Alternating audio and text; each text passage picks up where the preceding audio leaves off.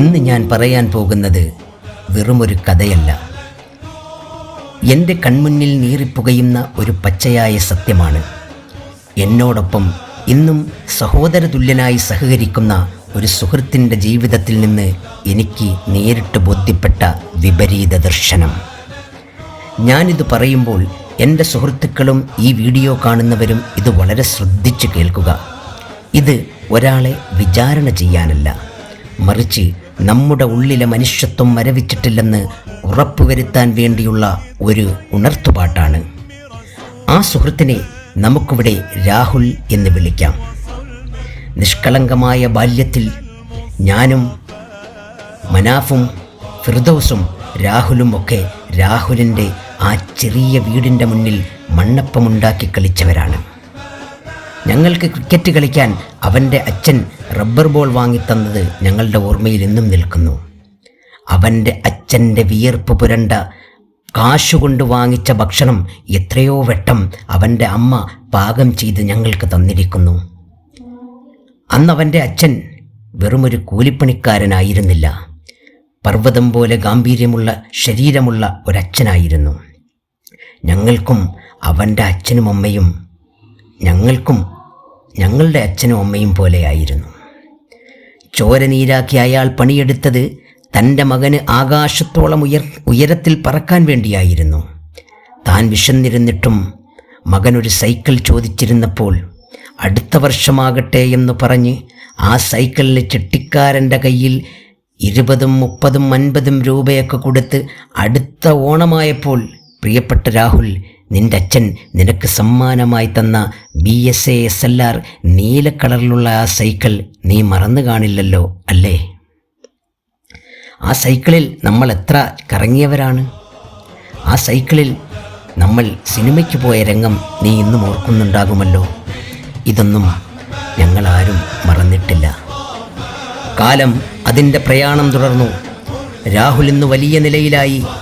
മറുനാട്ടിലെ അധ്വാനം കൊണ്ട് അവൻ പണിതുയർത്തിയ ആ വലിയ വീടിൻ്റെ മുന്നിൽ ഞാൻ ഇന്ന് പോയിരുന്നു. പക്ഷേ ആ ആഡംബരത്തിൻ്റെ തിളക്കത്തിനിടയിൽ ഞാൻ കണ്ട കാഴ്ച എൻ്റെ ഹൃദയത്തെ വല്ലാതെ പിടിച്ചുലച്ചു.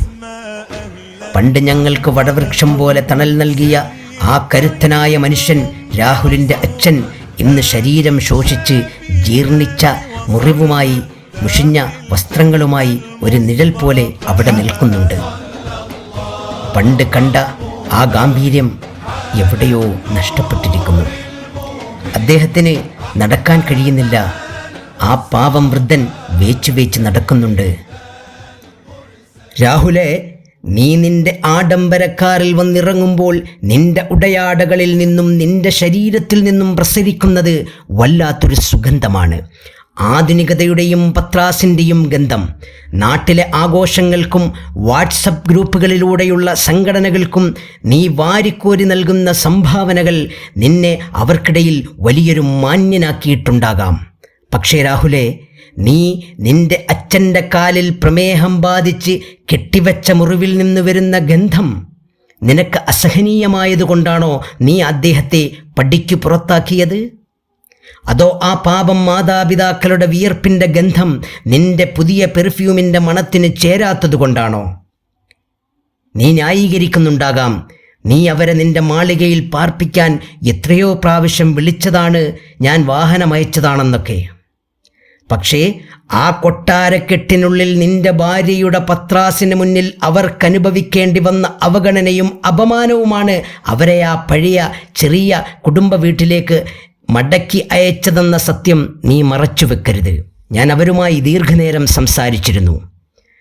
ജന്മം നൽകിയവരെക്കാൾ വലുത് ഭാര്യയുടെ പത്രാസാണെന്ന് നീ കരുതിയ നിമിഷം നിന്റെ സകല വിജയങ്ങളും തോറ്റുപോയിരിക്കുന്നു രാഹുലെ. നീ നിന്റെ കൊട്ടാര സമാനമായ വീടിൻ്റെ അകത്തളങ്ങളിൽ എയർ കണ്ടീഷൻ കാറ്റേറ്റ് സുഖിക്കുമ്പോൾ തൊട്ടപ്പുറത്തെ കൂരയിൽ നിന്റെ തന്നെ കുടുംബ വീട്ടിൽ നല്ലതുപോലെയൊന്ന് ശ്വാസമെടുക്കാൻ കഴിയാതെ കാലിലൊരു വെച്ചുകെട്ടുമായി വേച്ച് നടക്കുന്ന നിന്റെ അച്ഛൻ്റെ ദീനരോധനം ഇതുവരെയും നിന്റെ കാതുകളിൽ എത്തിയില്ലേ? നീ മാസാമാസം കൊടുക്കുന്ന 4000-ഓ 5000-ഓ രൂപ കൊണ്ട് പ്രിയപ്പെട്ട രാഹുൽ നിന്റെ കടമ അവസാനിച്ചു എന്ന് നീ കരുതുന്നുണ്ടോ? നിന്റെ മാന്യതയുടെ മുഖം മൂടി നീയൊന്ന് അഴിച്ചു വെക്കൂ. നീ ഞങ്ങളുടെ ആ പഴയ രാഹുലായി അവരിലേക്ക് ഇറങ്ങിച്ചെല്ലൂ.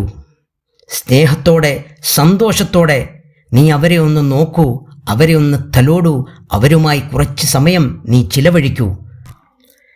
അതുകൊണ്ട് എൻ്റെ മക്കളോട്, എൻ്റെ സുഹൃത്തുക്കളുടെ മക്കളോട്, ഇത് വായിക്കുന്ന, ഇത് കേൾക്കുന്ന, ഇത് കാണുന്ന ഓരോ മക്കളോടും എനിക്ക് ഹൃദ്യമായി പറയാനുള്ളത്, അതിലുപരി ഇന്നും എൻ്റെ സുഹൃത്ത് വലയത്തിലുള്ള പ്രിയപ്പെട്ട രാഹുൽ,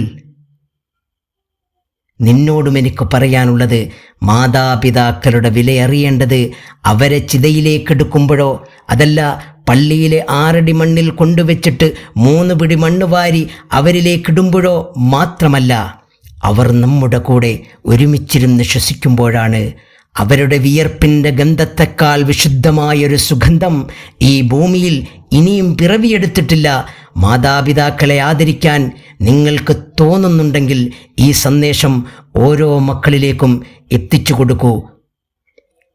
മാതാപിതാക്കളുടെ കണ്ണുനീർ വീണ മണ്ണിൽ ഒരാൾക്കും സമാധാനമായി ഉറങ്ങാൻ കഴിയില്ല.